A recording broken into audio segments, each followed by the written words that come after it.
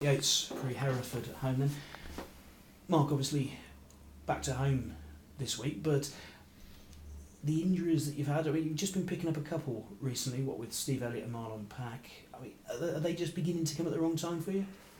We'll see how they are. They've got a chance of both being fit for Saturday. We'll see. They're nothing serious. It just happens in a football club. It happens, when you play competitive sport against committed players, and Marlon's just a little bit of fatigue in the groin area, and Stevie's was obviously a whack. But I think they've both settled down, and we certainly won't be using injuries as an excuse. While we're talking about injuries, Josh Lowe back this weekend. Yeah, trained on Monday on the grass. Tuesday trained with the youth team. He'll be with the first team squad today. Good to have him back. Good to have players of Josh's calibre back, and he comes straight back into the reckoning. And I suppose at this stage of the season, it's not been a settled 11. It has been a squad. You're in probably a better position to deal with things if you do have to make changes, even though you haven't been able to pick a settled side for the last few weeks. Yeah, but it's only been one or two injuries, one or two changes, one change every game, I think, and that's not a problem. I'm happy whatever team I pick. I can pick for many of my players, and I'll be delighted with what I put out there. Not a problem. Whichever way we play, whatever formation we play, everybody knows the jobs around the football club. Everybody knows what I expect of them. And if I get performances like I've had the last three, then I'll be delighted. Lots been made of Cheltenham not picking up results recently at home. Do you feel that you've almost played so many games away recently that almost that problem's a little bit forgotten, hopefully? Yeah, we can't let it be a problem.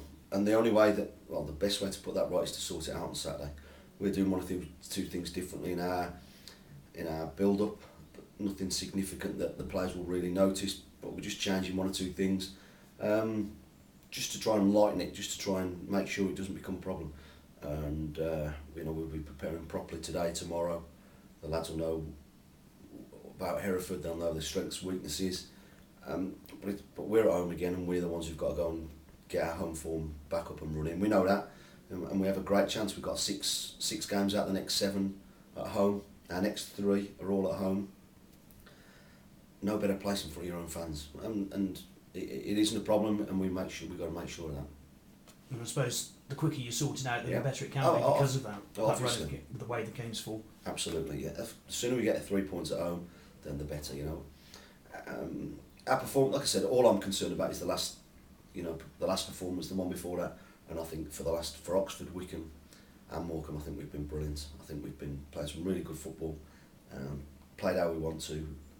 Disappointed with the point haul that we've picked from the games, but if I get the effort and the quality that I've had in those 3 games, then my players will do themselves proud over the coming months. And Hereford, I mean, typical local derby match in store? Great game for both teams. I went and watched them the other night against not Macclesfield who like to get the ball forward early, so it didn't really suit Hereford. It wasn't a particularly good game, but they dug in. They had 10 men, and they actually got better when they had 10 men, and they'll be disappointed that they didn't see the game through. I went in the boardroom at half time, and they weren't particularly pleased with the first half performance. One or two supporters were moaning, but I know they'll be completely different against us. It'll be a local derby. They'll be right up for it, and it'll be a really tough game, and one we certainly won't be taking lightly. One that we've got to really relish going into. It'll be, as I say, be a decent atmosphere. 2 teams who like to play, but we've got to make sure that we come out on top. How much did the team play in Jamie Pittman's style as how he was as a player? Because he's turning them around, but he was a tenacious player, wasn't he? Yeah, he was. He was a tenacious little man, and he's got them scrapping and fighting for their lives, but he's got them playing as well, and they've got a bit of pace up front with Fleetwood and Colbeck or whoever they play up there. He's done well since he's been given the reins, and like I said, it's going to be tough, but certainly one we don't have to fear. We've got to just get out there and play our game like we have done the last 3 games. Like I say, my performances get you results eventually. You might nick the odd game when you don't play particularly well, but if you perform consistently, like we've done, then our results and our picking up of points will certainly improve. Do you feel that you've got the points reward from the performances you put in the last few games? No, not the last 3. No, I don't. We had a little dip just after Christmas. But I think, like I said before, the last 3 games I've been absolutely delighted with. Watched them again on DVDs to make sure that I wasn't seeing things through rose-tinted glasses. Performances were excellent, and with a little bit of luck, with a little bit more going our way, we could at least have had 7 points from those games. And that's the message I want my players to get out there and carry on. Really, performances will eventually get you results, not nick results, and we've certainly deserved more than we've taken from the last 3.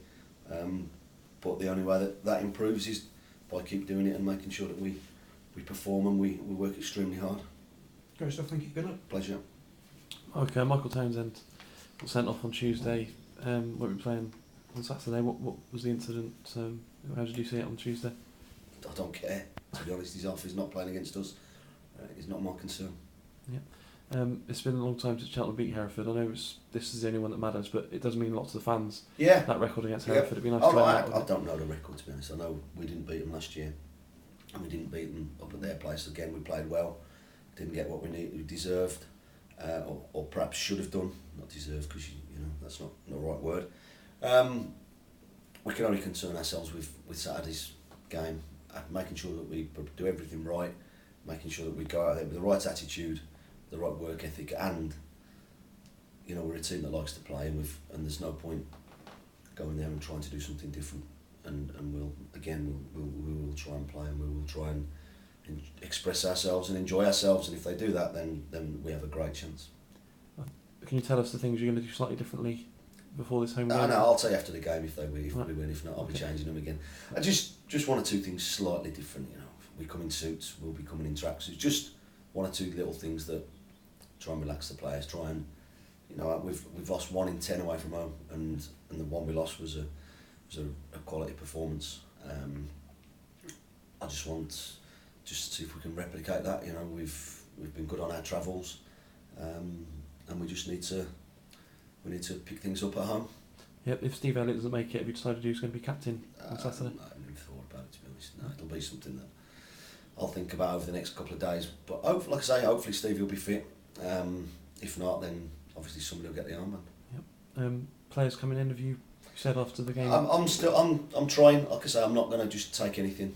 Neil went to a reserve game Tuesday. I went one Monday. I went to Hereford. We're still looking. We've inquired about a couple. We're just waiting on answers. And like I say, I'm not overly fussed right at this moment in time to just bring somebody in for the sake of it. I've got a decent squad. I've got a decent squad of players that are sitting on my. I've got some decent players sitting on my bench who can't get a game. And unless something comes in that is better than that, then I don't see the point of wasting money. I've got enough people tapping their feet and asking me that when they're going to get their chance. Because I think the last 3 games, I think we've played extremely well, like I said before. And I think if we keep doing that and just bringing the right one when it happens, when it's right for everybody, then I think that'll be the best thing for the club. Yeah. Is Chris McPhee somebody you've No. not interested in at all?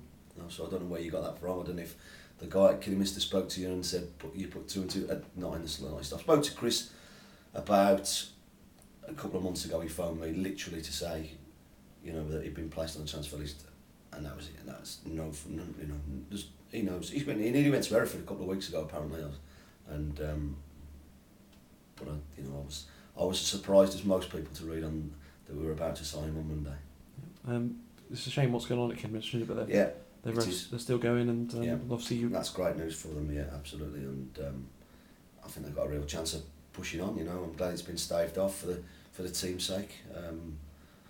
I'm amazed at what has gone on and what's unfolded there, but I hope they pull through. Cheers, Mark. Okay.